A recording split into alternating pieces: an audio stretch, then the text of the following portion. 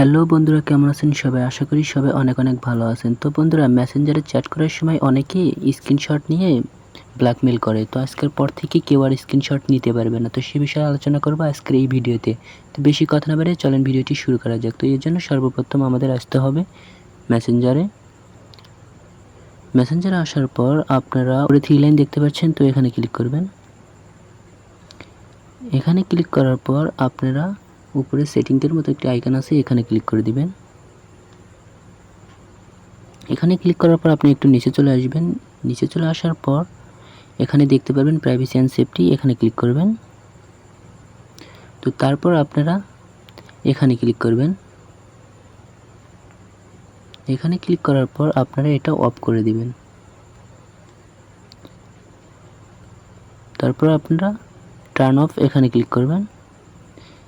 এরপর আপনারা ব্যাগে চলে আসবেন। ব্যাগে আসার পর আপনারা এখানে ক্লিক করে দিবেন। এখানে ক্লিক করে দেওয়ার পর আপনারা নিচে সিকিউরিটি অ্যালার্ট, এখানে ক্লিক করে দিবেন। তো তারপর আপনারা এখানে ক্লিক করে দিবেন।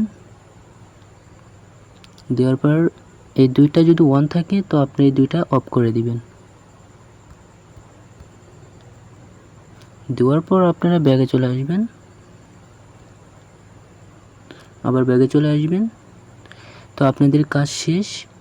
তো আজকের পর থেকে কেউ আর স্ক্রিনশট নিতে পারবে না। তো আপনি কারোর সাথে কথা বললে, মেসেজ করলে কেউ আর স্ক্রিনশট নিতে পারবে না। তো আজকের ভিডিও এ পর্যন্ত। যদি আমার ভিডিওটি ভালো লেগে থাকে তাহলে আমার চ্যানেলটিকে সাবস্ক্রাইব করবেন। এরকম নতুন নতুন ভিডিও আপনাদের মাঝে নিয়ে আসবো। তো ভালো থাকুন, সুস্থ থাকুন, আল্লাহ হাফেজ।